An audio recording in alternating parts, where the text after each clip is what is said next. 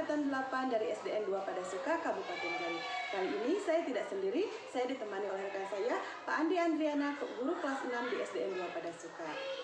Assalamualaikum Pak Andi. Waalaikumsalam warahmatullahi wabarakatuh. Apa kabarnya? Alhamdulillah pagi ini sangat baik. Iya, alhamdulillah ya Pak Andi. Kali ini kita akan melakukan percakapan praobservasi ya Pak. Sebelum nanti saya akan amati jalannya proses pembelajaran yang akan Bapak lakukan di dalam kelas, atau saya akan melakukan proses supervisi kelas. Adapun tujuan yang dilakukannya adalah untuk mengetahui dan juga untuk mengevaluasi jalannya proses pembelajaran yang akan Bapak lakukan. Dan kenapa kita hari ini melakukan percakapan praobservasi adalah sebagai persiapan awal sebelum nanti Bapak melakukan kegiatan pembelajaran agar lebih siap dan lebih percaya diri sehingga memberikan pembelajaran yang terbaik bagi murid. Sebelum itu ada beberapa pertanyaan yang akan saya ajukan atau saya akan sampaikan kepada Bapak. Nah, kira-kira tujuan pembelajaran apa yang ingin Bapak capai? Dalam pembelajaran ini mempunyai tujuan diantaranya satu, membaca teks tentang ASEAN dalam kehidupan sosial budaya supaya siswa mampu menyebutkan kehidupan sosial budaya dari dua negara khususnya terkait kondisi geografis dengan benar. Yang kedua, berdiskusi supaya siswa mampu menulis laporan tentang perbedaan sosial budayanya dari dua negara terkait kondisi geografisnya itu.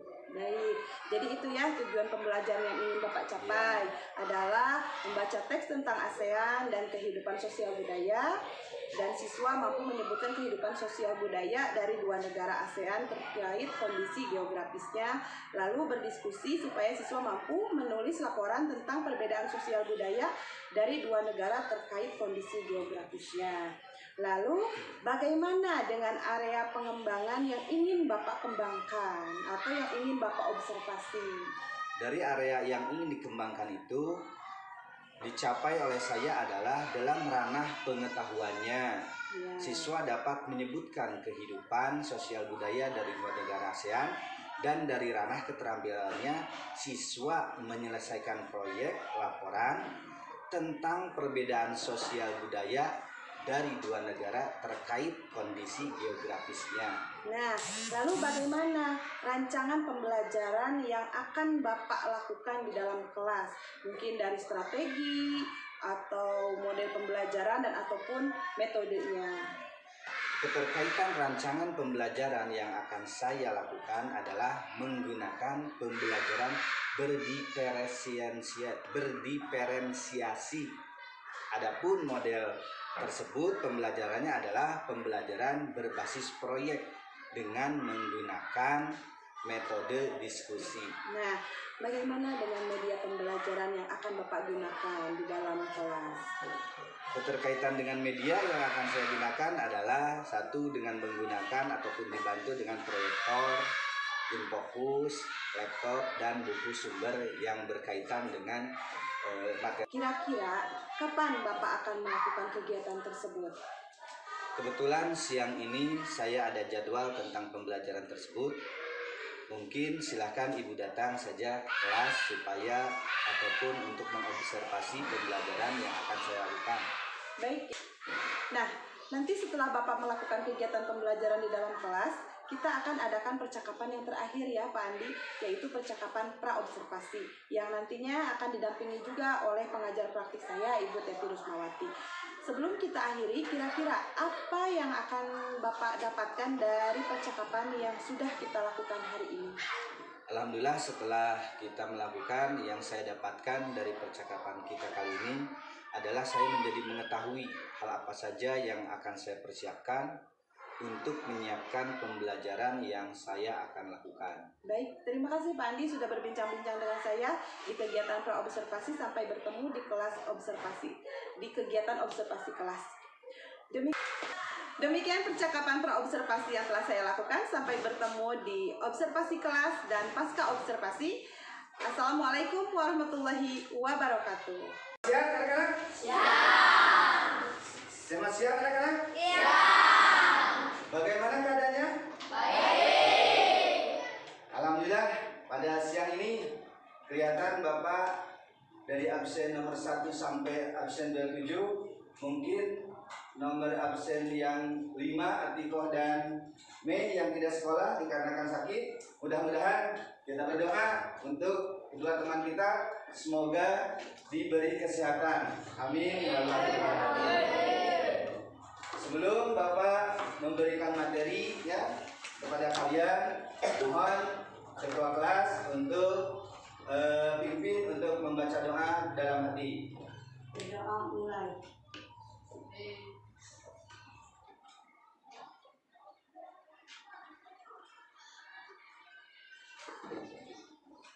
Berdoa selesai. Terima kasih kepada ketua kelas lebih.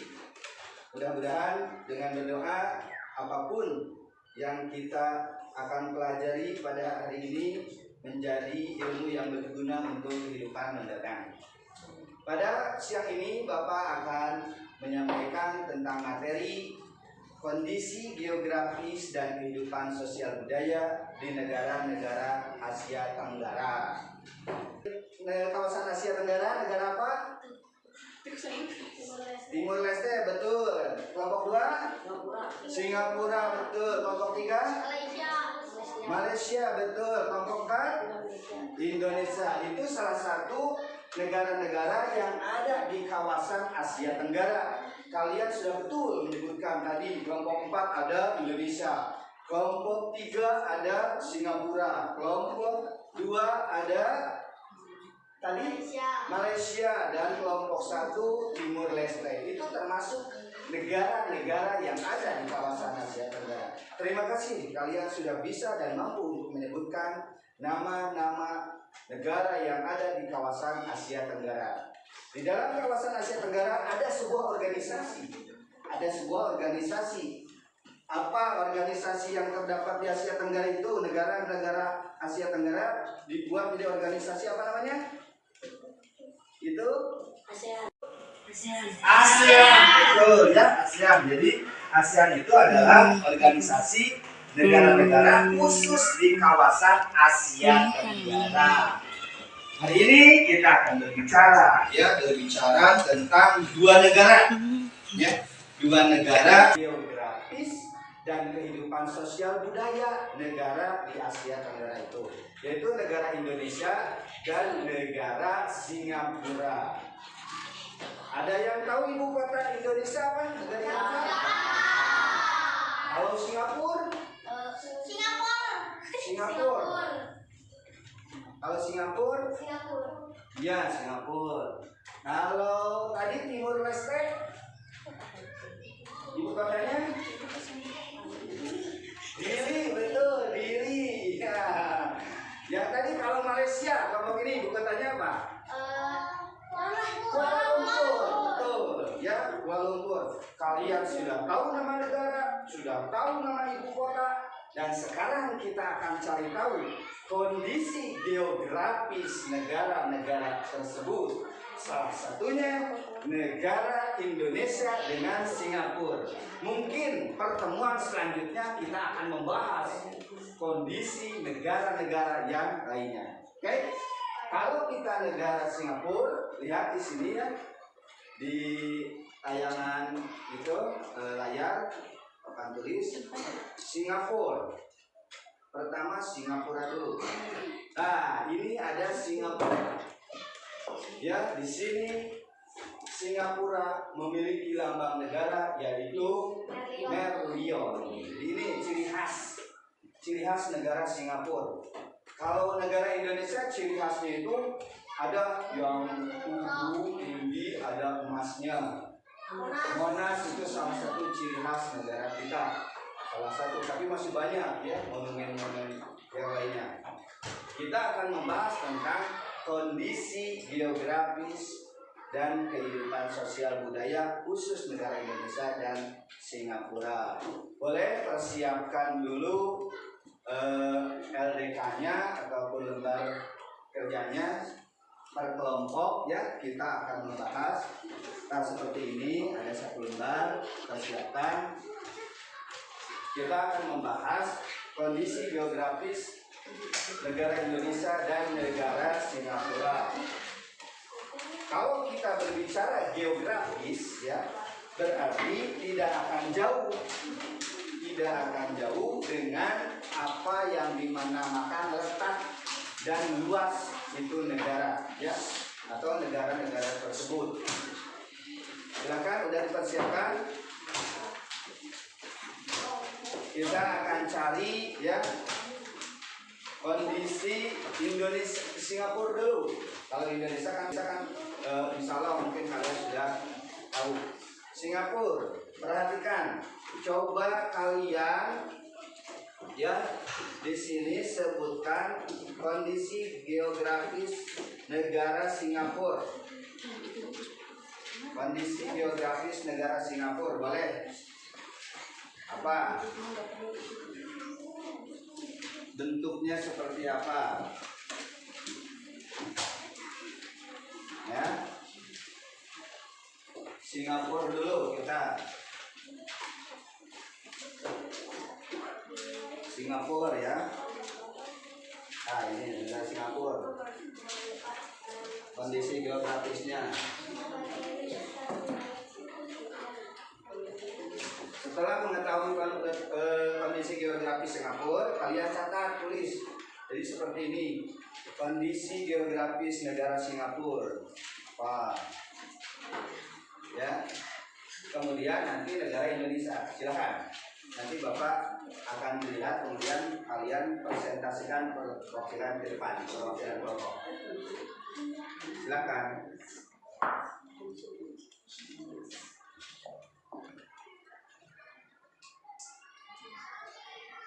Di atasnya kondisi, di atasnya kondisi geografis negara Singapura. Ya, ya, nanti ke depan perwakilan.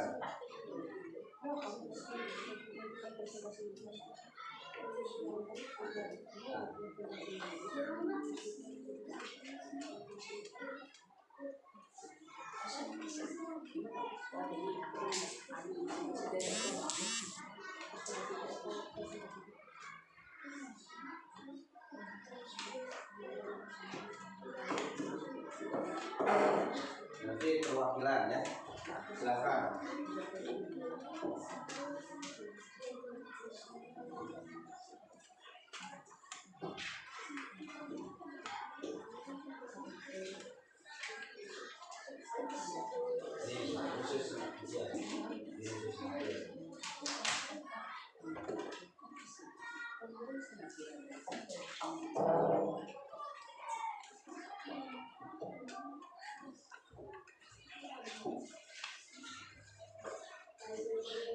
Ya, khusus 2 negara saja. Nanti pertemuan selanjutnya kita akan bahas negara-negara yang lainnya. Pada kesempatan ini kita akan mengulas tentang Indonesia dan negara Singapura. Kalau sudah,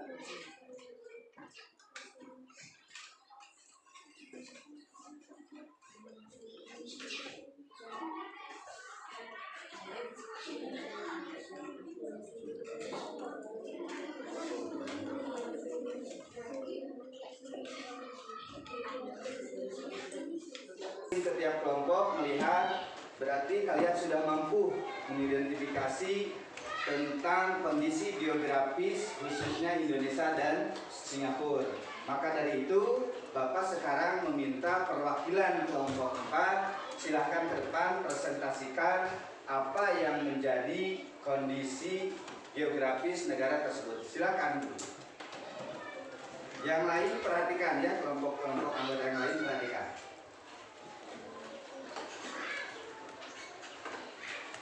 Kondisi geografis dan kehidupan sosial budaya negara-negara di Asia Tenggara. Indonesia dikenal sebagai negara kepulauan. Wilayahnya terdiri atas pulau-pulau yang dikelilingi lautan. Indonesia terletak di antara 2 samudra, yaitu Samudra Hindia dan Samudra Pasifik, dan di antara 2 benua, yaitu benua Asia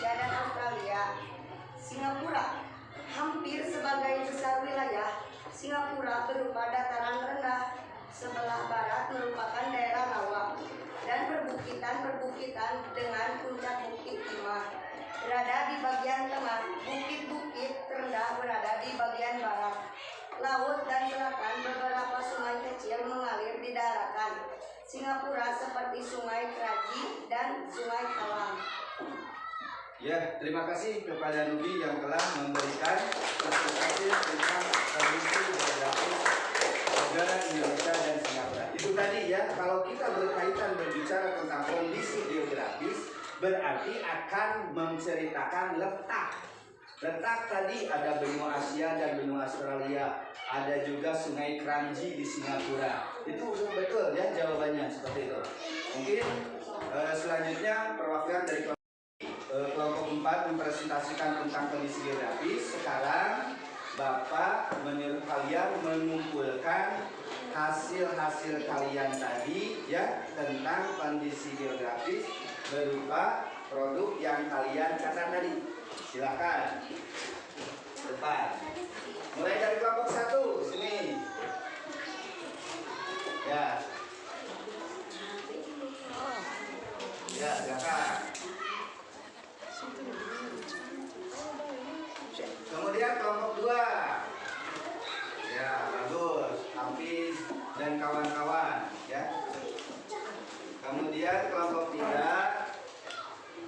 Baby dan kawan-kawan ya. Dan tadi kelompok 4 Nugi dan kawan-kawan silakan. Nah ini terima kasih kepada kalian atau kelompok 1 dan 4 yang telah memberikan atau telah menyelesaikan tentang kondisi geografis kedua negara ini.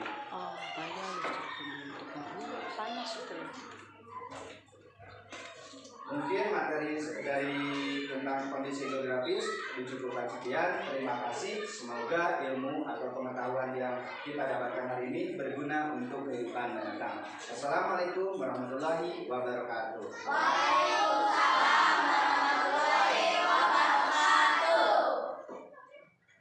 Assalamualaikum warahmatullahi wabarakatuh. Berjumpa kembali dengan saya Sri Mulyati, CGP Angkatan 8 dari SDN 2 Padasuka, Kabupaten Garut. Saya masih ditemani oleh Pak Andi dan juga tentunya oleh pengajar praktik saya, Ibu Jati Rismawati. Assalamualaikum Bu Jati. Assalamualaikum Pak Andi. Waalaikumsalam. Apa kabarnya Ibu? Alhamdulillah. Apa kabar Pak Andi? Alhamdulillah. Baik, kita masih sekarang berada di percakapan pasca observasi ya Pak Andi. Ya. Hari ini saya akan memberikan beberapa pertanyaan kepada Bapak terkait jalannya proses pembelajaran yang telah saya observasi kemarin ya Pak Andi. Nah, bagaimana perasaan Bapak setelah saya observasi kemarin Pak Andi? Kalau ditanya perasaan mungkin akan senyum dulu ya, karena pada dasarnya merasa tegang, mungkin saking tidak terbiasanya, tapi setelah berjalan dengan keunikan para peserta didik, alhamdulillah berjalan dengan baik. Bisa diceritakan kembali Pak Andi area pengembangan yang kemarin ingin Bapak kembangkan? Area yang akan dikembangkan kemarin melalui tahapan-tahapan atau langkah-langkah yang sama seperti biasa dengan cara membuat RPP yang sesuai dengan materi. Kalau areanya itu ada 2, pengetahuan dan keterampilan. Kalau pengetahuan berarti menitik beratkan kemampuan siswa dengan membaca, melihat, bisa merecall atau mengingat kembali itu materi, itu bagian dari pengetahuan. Tetapi kalau dalam keterampilan beda lagi kemampuan siswa untuk melakukan sesuatu.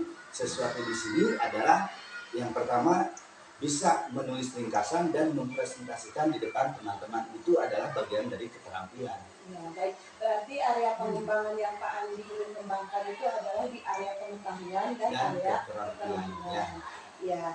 Nah, menurut Pak Andi, bagaimana sejauh mana area pengembangan yang Bapak kembangkan itu pada saat kemarin Bapak melakukan proses pembelajaran di kelas?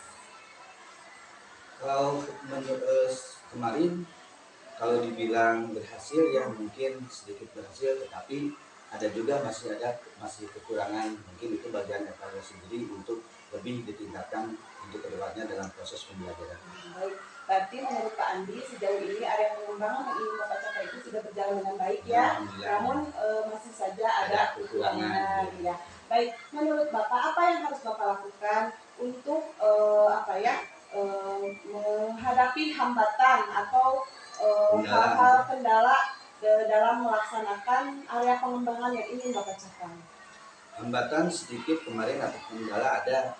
Jadi yang saya hadapi itu masih ada siswa yang kurang aktif, dalam artian semua materi sudah ada, bahan sudah ada, tapi ada dalam proses pembelajaran masih ada siswa yang kurang aktif gitu.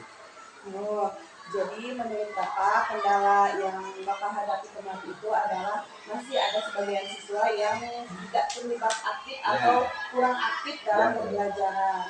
Nah, menurut Bapak kira-kira apa yang akan Bapak lakukan untuk menghadapi kendala tersebut? Mungkin kendala timbul kemarin itu kan belajar kelompok, Ya. sepertinya mereka tidak sesuai dengan bakat dan minat, ataupun pengelompokannya terlalu banyak mungkin kendala ini. Baik, berarti rencana apa yang akan Bapak lakukan untuk rencana ke depannya? Rencana ke depan mungkin akan dievaluasi kembali untuk lebih baik dan akan mencoba metode-metode lain. Iya. Jadi rencana pengembangan untuk ke depannya Bapak akan mencoba metode yang lain mungkin ya, atau misalnya membuat pilihan untuk mereka seperti apa mau belajarnya. Lebih cocok ya. Baik, kira-kira Bapak kapan akan melakukan rencana perbaikan atau rencana perbaikan proses pembelajaran untuk menghadapi kendala ini? Kalau waktunya akan secepatnya, pas ketika ada materi yang akan berkesinambungan dengan materi tersebut.